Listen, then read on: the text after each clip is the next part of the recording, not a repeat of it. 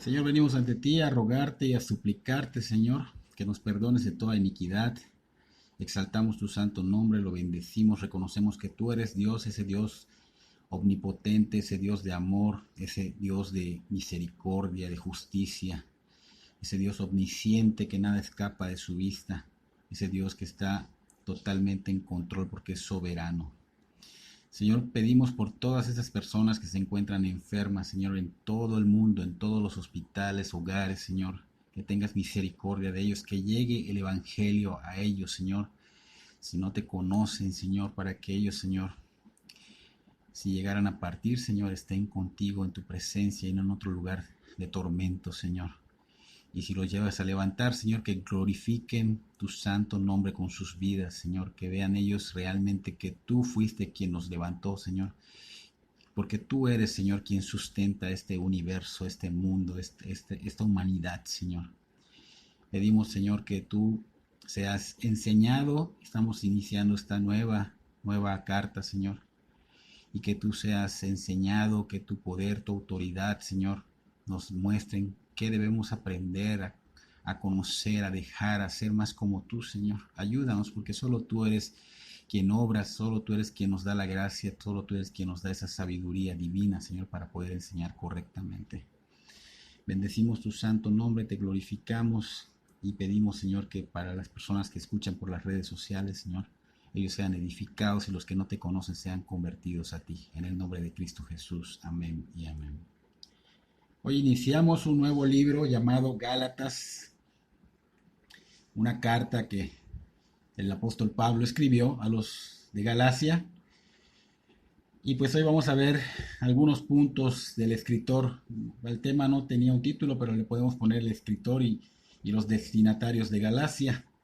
Vamos a dar una introducción, no vamos a empezar con el capítulo 1, pero pues vamos a leer nada más para introducirnos y para que podamos conocer un poquito de lo que es esta carta, ¿no?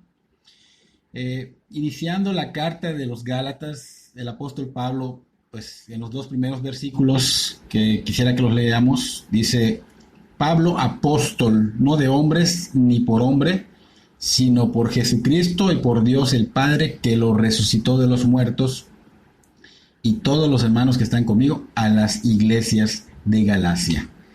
Estamos iniciando esta carta y en esta carta estamos viendo que enseña desde el principio quién es el autor terrenal y a quién es destinada.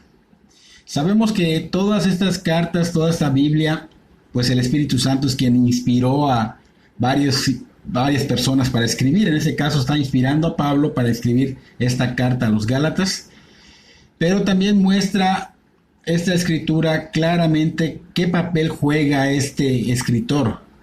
Gálatas fue escrito por Pablo. Pablo es un apóstol, no porque él lo dice o porque quiera aprovecharse de esta posición ante los demás, o porque tal iglesia lo dijo o lo nombró, o porque algún pastor pues decidió que debía ser un apóstol, sino que se originó con Dios y vino directamente de Dios, porque el Señor Jesucristo y Dios el Padre lo nombraron.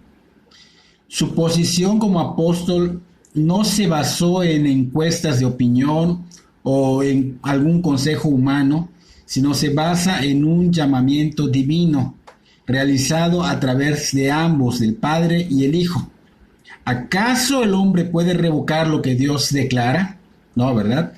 Pero lamentablemente lo querrán hacer en esta carta, pero Dios es quien pedirá cuentas a los que vayan en contra de lo que Él ha dispuesto para cada quien. Porque Dios Padre y Dios Hijo le dieron este papel a Pablo tan lleno de grandes responsabilidades y con un solo enfoque: Cristo Jesús, junto con todo lo relacionado con Él. Y lo podemos ver en el libro de Hechos. Hemos terminado también el libro de Hechos los domingos, pero está reciente y podemos recordar que en el libro de Hechos capítulo 9, versículo 15 y 16, el Señor le dijo a Ananías: ve, porque instrumento escogido me es este, para llevar mi nombre en presencia de los gentiles y de reyes y de los hijos de Israel, porque yo le mostraré cuánto le es necesario padecer por mí. O sea, prácticamente Pablo tenía que predicar a Cristo obviamente en la cruz, o sea, muerto y resucitado en todo el mundo. Vimos que iniciaron, había un protocolo que seguir, pero tenía que ir hasta el final del mundo, dar a conocer que no hay otro nombre dado a los hombres en el cual pueda la humanidad salvarse. Y esta encomienda que le dan a Pablo, pues es una gran responsabilidad y trae una tremenda persecución. Así que esta carta fue destinada para los de Gálatas, pero se refiere Pablo a los de Galacia en la zona sur. En esa zona sur se encuentran las iglesias que Pablo había plantado y que son mencionadas en el libro de Hechos que vimos recientemente en este mes, los domingos. Entonces vimos que Pablo allá en esas citas hace sus 2 primeros viajes misioneros, y esas iglesias de las cuales Pablo estaba pendiente, pues obviamente por eso envía las cartas, porque estaba pendiente de ellos. Entonces se encuentran en los capítulos 13 de Hechos, 14 y 16, donde Pablo había hecho su primer viaje misionero acompañado por Bernabé. Y al final del capítulo 15 podemos ver que Pablo inicia su segundo viaje misionero. Pablo y Bernabé tienen un conflicto, se separan por causa de Juan Marcos. Juan Marcos es quien escribió el Evangelio de Marcos, que estamos terminando recientemente, la semana pasada, el martes, terminamos de ese Juan Marcos, estamos hablando. Pero Pablo, por gracia de Dios, pues no se quedó solo, porque aparece otro colaborador llamado Silas, quien se vuelve su acompañante, y eso ya dijimos que sucede en el final de Hechos 15.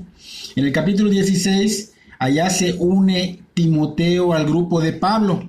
Ahora era Pablo con 2 colaboradores, Silas y Timoteo, y Bernabé pues toma otro rumbo junto con Juan Marcos. Esta carta a los Gálatas fue escrita en Corinto.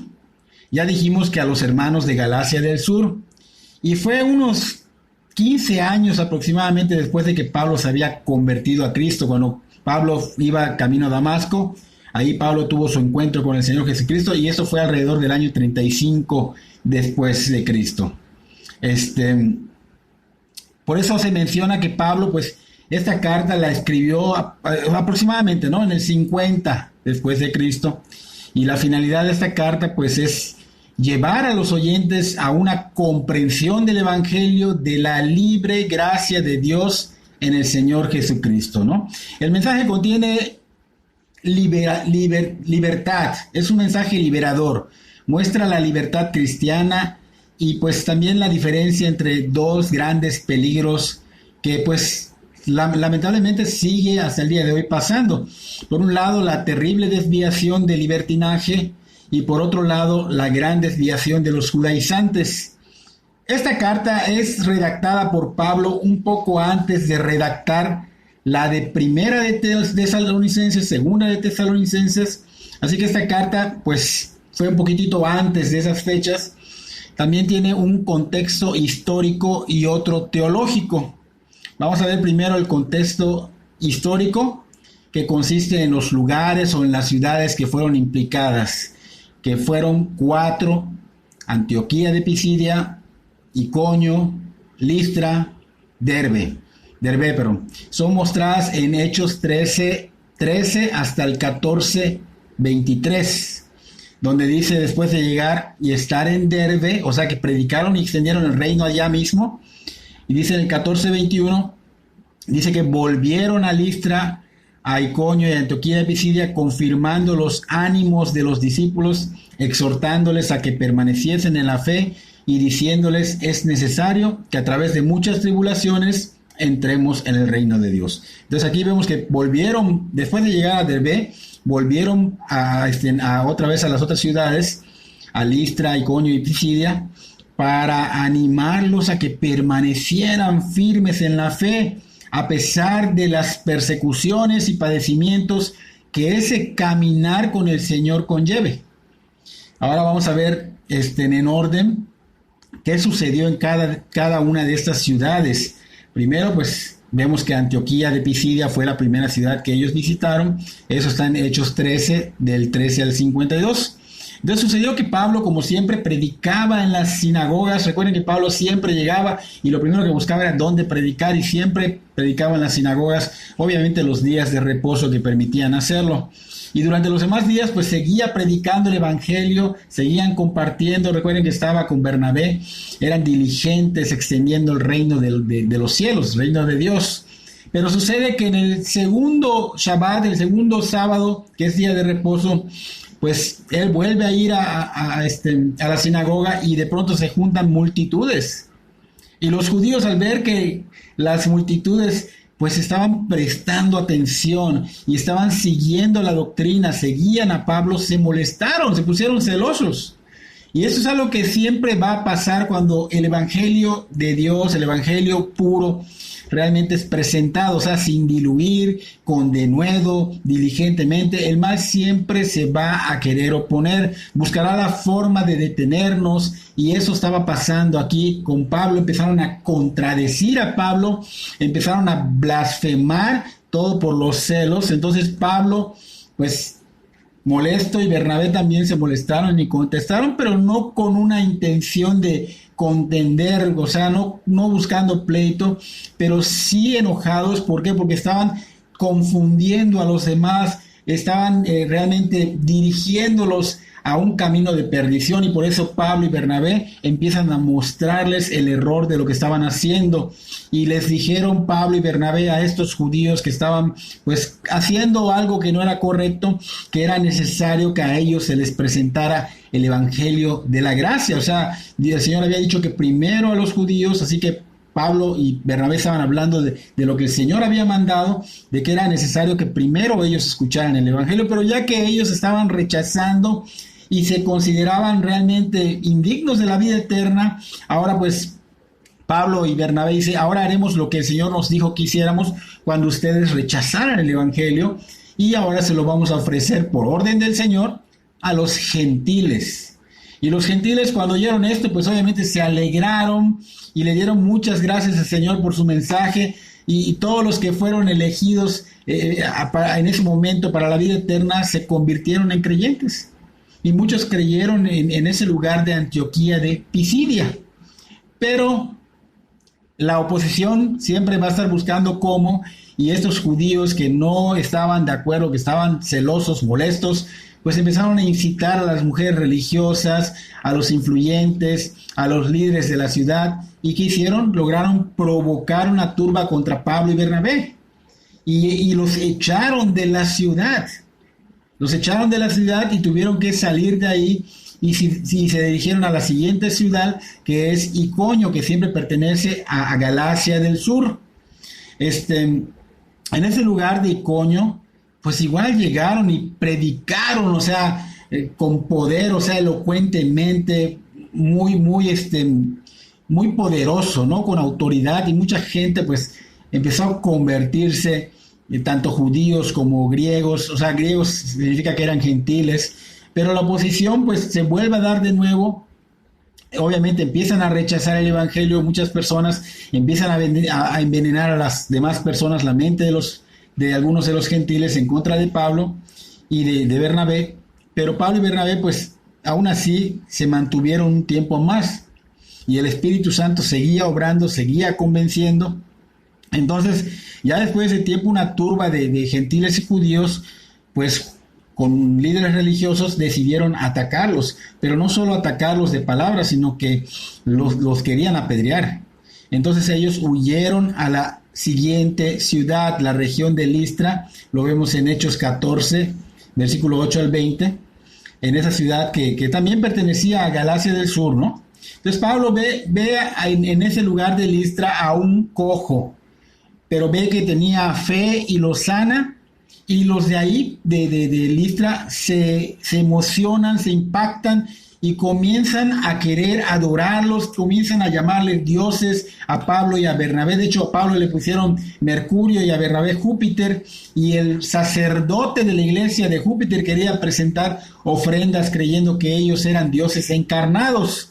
Y Pablo y Bernabé pues reaccionaron molestos, preocupados, diciendo que ellos no eran dioses, que solo Dios es digno de ser adorado. Y sucedió lo mismo que en las dos ciudades anteriores, donde se confabulan contra ellos y llevaron a las afueras a Pablo y lo lapidaron, o sea, significa que lo apedrearon, dejándolo supuestamente muerto. Pero los discípulos que estaban con ellos, con Pablo y con Bernabé, pues lo rodearon y Pablo se levantó. De hecho, en este pasaje se dice que Pablo sí murió en ese lugar, pero que resucitó. Pero no estamos seguros de eso. Lo que sí es raro es que Pablo, pues casi muerto, aún así regrese a la ciudad. Y esto pues demuestra que Pablo estaba lleno verdaderamente del Espíritu Santo, con mucho denuedo, o sea, con mucho valor, porque ¿quién haría cosas semejantes? Solo Dios obrando en Pablo podía dirigirlo, la gracia sobre él con esa valentía para regresar. Y de ahí se fueron para Derbe. Después de que lo apedrearon, entró a la ciudad, después se fueron para Derbe, que es la cuarta ciudad de Galacia del Sur. En Derbe no se habla de alguna persecución, pero después de predicar en Derbe, Pablo y Bernabé regresan para Listra, luego otra vez para Iconio y después para Antioquía de Pisidia. En todos estos lugares que vimos, los tres primeros lugares, pues los querían matar, pero aún así Pablo, con ese denuedo que tenía, regresó, o sea, tenía mucho valor Pablo. Pablo regresa, se reúne con esas iglesias, pues para firmarlos, ¿no? Y luego vemos que Pablo, pues decide ya terminar su viaje misionero, se va a su iglesia local, que es Antioquía de Siria, no Pisidia, Siria. Y terminamos allá con su primer viaje misionero. Ahora empieza el capítulo 15 de Hechos, que ahí es donde se presenta el problema, el punto clave que vamos a ver sobre esta carta, donde se presenta un problema sobre la ley. Este problema, pues al no resolverse en Antioquía de Siria, porque tardó allá el problema y no se resolvía, tenía que ser llevado con Bernabé y Pablo a Jerusalén. Entonces, después de que el caso se resolviera en el concilio de Jerusalén, pues Pablo pues se iría de nuevo a Antioquía de Siria para iniciar su segundo viaje misionero, el cual llevaría las noticias del caso que había, el problema ya resuelto en el concilio de Jerusalén, a esas 4 ciudades de Galacia del Sur. En el segundo viaje misionero de Pablo, en Derbe y Listra, conocen a un muchacho muy servicial, con un corazón dispuesto, o sea, de esos muchachos que realmente están buscando al Señor con todo su corazón, que tienen un corazón dispuesto, que es muy notorio, es evidente, ¿no? De buen testimonio, y empieza a formar parte del grupo de Pablo. Este muchacho más tarde, pues es mencionado en la carta que envía Pablo a los de Tesalónica, en la primera de Tesalonicenses capítulo 1, en la introducción, Pablo lo menciona ya como parte de sus colaboradores, y este es Timoteo. ¿Okay? Hasta aquí pues llegamos con el contexto histórico. Fueron 4 ciudades nombradas en Galacia del Sur. Dijimos que es Antioquía de Pisidia, dijimos que es Iconio, dijimos que es Listra y Derbe. En esas 3 están, de esas 4, 3 de estas ciudades vimos que Pablo fue perseguido. En una, pues Pablo fue expulsado. En la segunda, pues quisieron apedrearle y no lo consiguieron. Pero en la tercera sí lo consiguieron, lo apedrearon, lo dejaron como muerto. Y pues hemos dicho que algunos piensan que sí fue muerto y que el Señor lo levantó. Pero bueno, eso no lo sabemos, ¿no? Ahora vamos a comenzar con el contexto teológico. Este contexto teológico tiene que ver con lo que el Concilio de Jerusalén registró. Hace un momento dijimos, entre las 2 visitas a Galacia del Sur, que están en Hechos 13, 14 y 16, en su primer viaje misionero de Pablo y en su regreso por las 3 ciudades. Así que este es el punto clave. Si este punto en el capítulo 15 del problema que se suscitó, donde viene expuesta esa resolución del problema de la ley suscitado en Antioquía de Siria, no puede ser entendida, pues la carta a los Gálatas no tendría motivo para enviarse. Entonces tenemos que entender este problema que se suscitó realmente en el capítulo 15 del libro de Hechos, porque esta carta pues va a demostrar el error en el que estaban cayendo ellos y en el que puede hoy día estar cayendo la iglesia, en el que puede la iglesia estar dirigiendo a muchos a ese camino que no es el que el Señor dejó a los apóstoles, porque en Efesios 2:20 es muy claro.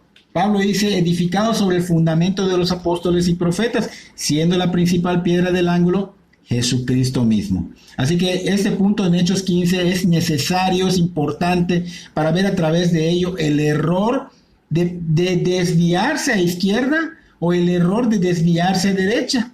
Entonces esta carta con ese punto doctrinal, entendiéndolo bien, te hará volver al camino correcto, al centro, al que el Señor Jesús enseñó. Así que este contexto teológico nos lleva a una batalla entre judaizantes y cristianos de no caer en el libertinaje que normalmente vemos que abusa de la gracia, o el legalismo que carga con la fe carga a la fe algo más. Y pues realmente lo que es que la sola fe en la gracia de Cristo es la que salva. ¿Okay?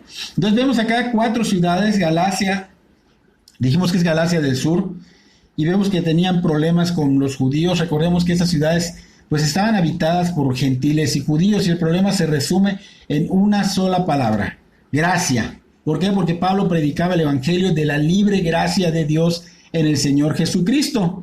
En todo el libro de Hechos vemos a Pablo pues predicar el evangelio de la gracia de Dios en Cristo, pero en Antioquía de Siria se suscita este problema, este grave problema que trae una doctrina totalmente errónea con los judíos de Judea. Esos judíos de Judea fueron los que vinieron a traer ese problema.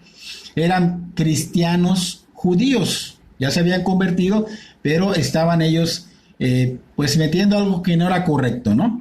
Este problema pues no se pudo resolver allá mismo en Antioquía de Siria, no se pudo resolver, y tuvo que ser llevado el problema junto con Pablo y Bernabé a Jerusalén ante el concilio. Allá el concilio iba a dar solución, y el problema que se suscita en Hechos 15:1 es el siguiente: se presentan a la iglesia de Antioquía de Siria judíos cristianos provenientes de Judea, y decían a la iglesia de Antioquía de Siria: si no os circuncidáis conforme al rito de Moisés, no podéis ser salvos. Este versículo es el 1 de Hechos 15. Es muy importante, apúntalo o señálalo o léelo y medítalo, porque sí, aquí está el problema. Ya estaba expuesto el problema ante el concilio en Jerusalén. Ahí estaban todos los que pertenecían al concilio y los judíos estos de Judea, que supuestamente eran cristianos judíos, ¿no? Y también estaban algunos cristianos allá gentiles. Entonces, ya expuesto el problema ante el concilio, allá Pedro se pone de pie y les empieza a recordar el testimonio de Cornelio y su casa, que está en Hechos capítulo 10, y les hace una pregunta, y les dice: hermanos, pregunto, dice, ¿no? ¿Cornelio era judío o gentil? Y la gente, pues obviamente que conocía a Cornelio, dice: pues gentil. Y dice Pedro: ¿verdad? ¿Era gentil? Sí. Entonces Pedro les recuerda que cuando él estaba predicando el evangelio de la gracia en casa de Cornelio, los gentiles que creyeron en el Señor Jesucristo, que esos gentiles que no habían guardado la ley de Moisés, que no se habían ni siquiera circuncidado, que en ese momento fue derramado poderosamente el Espíritu Santo en ellos. Pedro estaba recordando ese testimonio. Entonces Pedro llega a la conclusión, allá mismo delante del concilio, que no es necesario que los gentiles se circunciden, porque Dios ha dado libremente la salvación a aquellos que son de la fe en el Señor Jesucristo. Entonces este punto es clave en esta carta, porque es la aportación pastoral y apostólica de Pedro. Aquí está mencionando la obra que hizo el Señor Jesucristo en la casa de Cornelio, ¿no? Entonces allí vemos que Pablo también y Bernabé participaron en este concilio, se pusieron de pie y dieron su testimonio de lo que el Señor Jesús había hecho en su primer viaje misionero. Pues Pablo seguramente les habló de todo el recorrido por Galacia del Sur y también por las demás zonas que había visitado, sobre lo que el Señor estaba haciendo en estos lugares con los gentiles al predicarles el evangelio de la libre gracia de Dios en el Señor Jesucristo. Y aquí en la cita de Hechos 1:15 menciona que cuando el concilio escuchó los testimonios de Pablo y Bernabé, se estaban regocijando, estaban contentos en esa gran gracia soberana de Dios. Y este es otro punto clave que debemos tomar en cuenta de esta carta donde Pablo y Bernabé testifican del éxito del evangelio en los gentiles. Seguidamente vemos a Jacobo, que también era el que estaba prácticamente como pues el líder del concilio, era el hermano del Señor Jesucristo según la carne. Él era también pastor de la iglesia de Jerusalén y también pues lo conocemos como el autor de la carta de Santiago, ¿no? Él se pone de pie pues al escuchar esos dos testimonios, se pone de pie. Y recuerden el testimonio de Pablo y Bernabé y el testimonio de Pedro.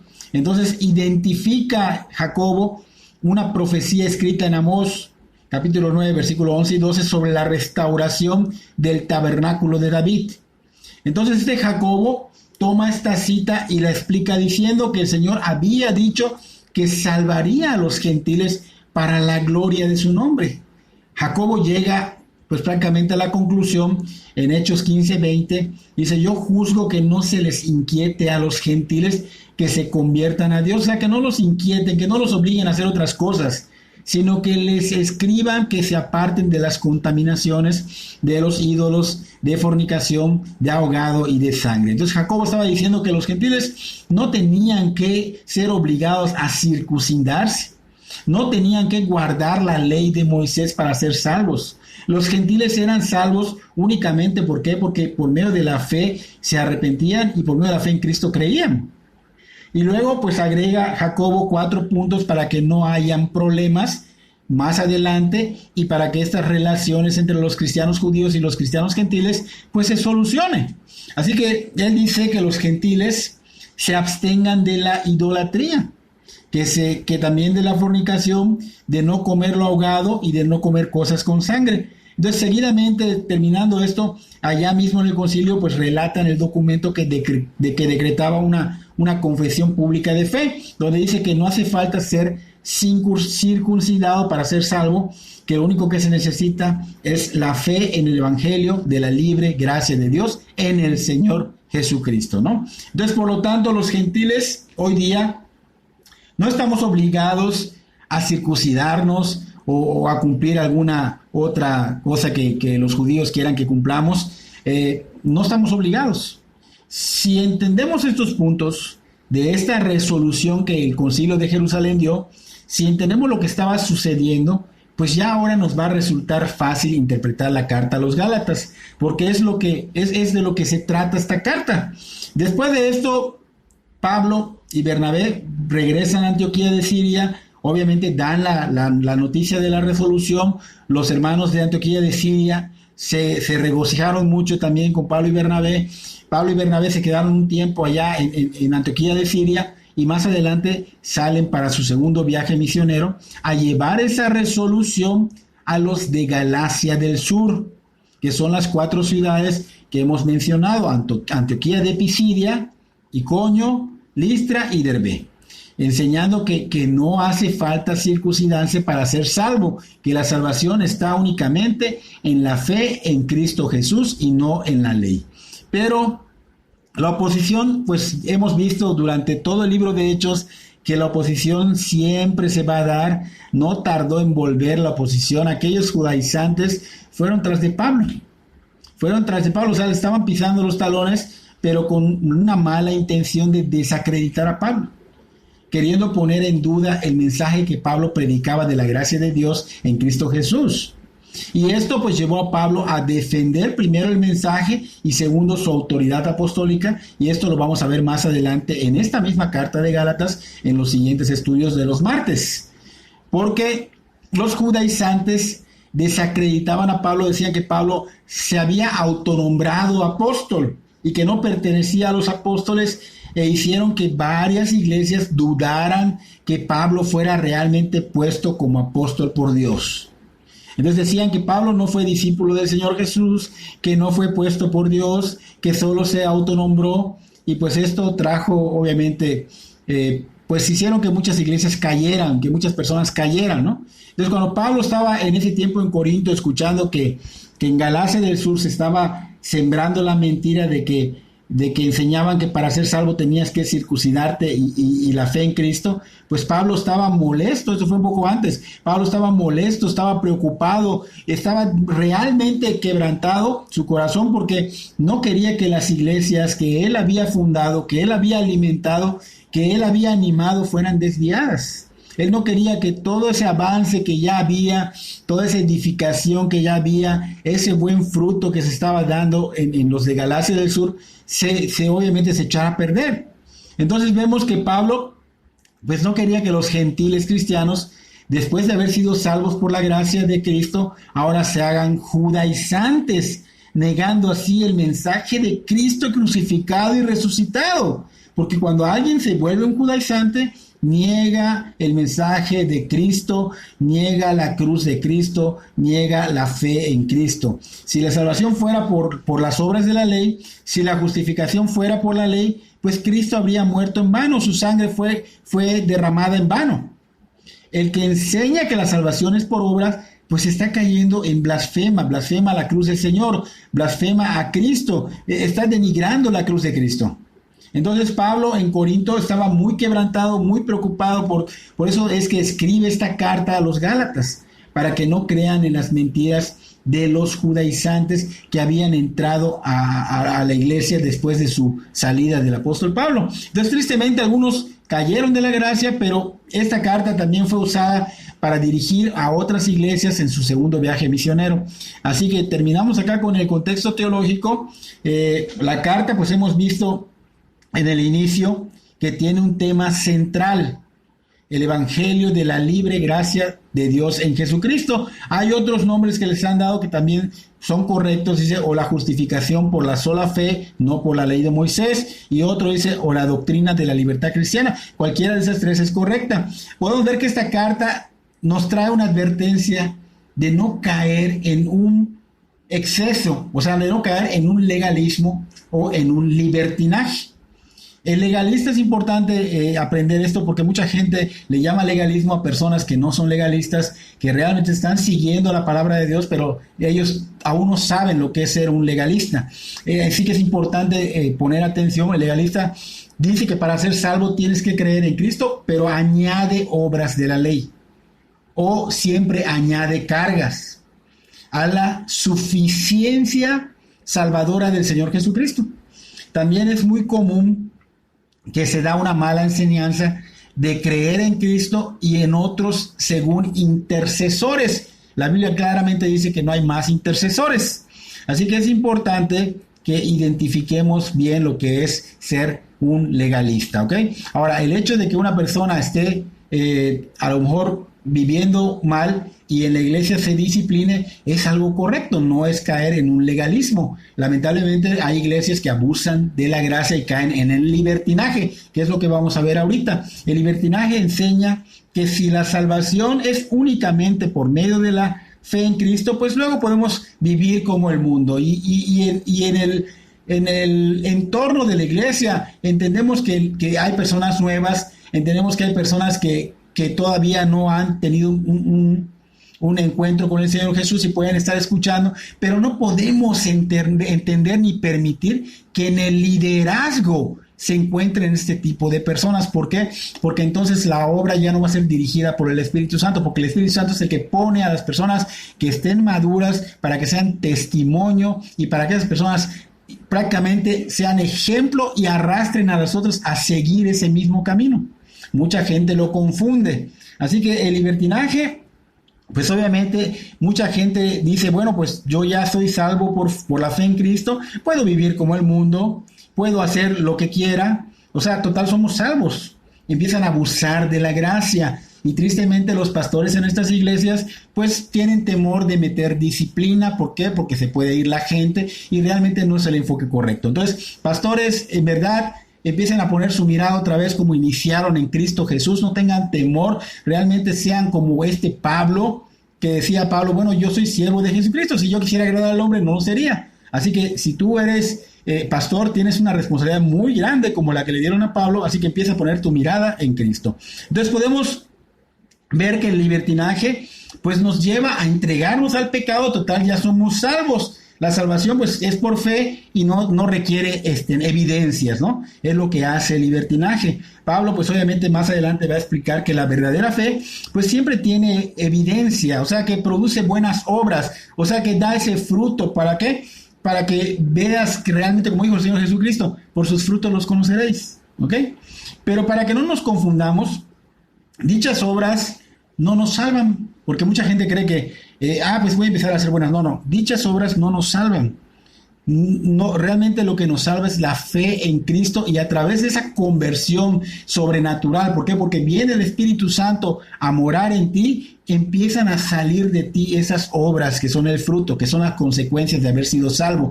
Allá vas a ver la evidencia, vas a empezar a caminar como Cristo. Vas a empezar a mostrar realmente una vida totalmente diferente a lo que lleva el mundo, a la que llevabas antes. Así que el legalismo, pues, enseña que la salvación, pues, es Cristo y más libertinaje, se puede decir así. O sea, de hecho, si ya somos salvos, dice la gente, bueno, somos salvos, ¿qué pasa? O sea, yo no puedo dejar de pecar, sí es cierto, pero el cristiano cuando ya es salvo, pues ya no se enreda en ese mismo pecado, o sea, ya no está consecuentemente pecando, sí, el Espíritu Santo le redarguye. Así que esto es importante, ¿no? No caminar en la carne. Tristemente, el libertinaje nos muestra que caminan en la carne. Entonces vemos también en esta carta una estructura, pues se puede estructurar en tres maneras, ¿no? El capítulo 1 y 2, el capítulo 3 y 4 y el capítulo 5 y 6, y podemos ver que en el capítulo 1 y 2, pues se enfoca en que el origen del evangelio no es de hombre, sino que es divino, es el evangelio de Dios, y nos lleva a no caer en un judaísmo, porque Dios mismo es quien proclama el evangelio de Jesucristo.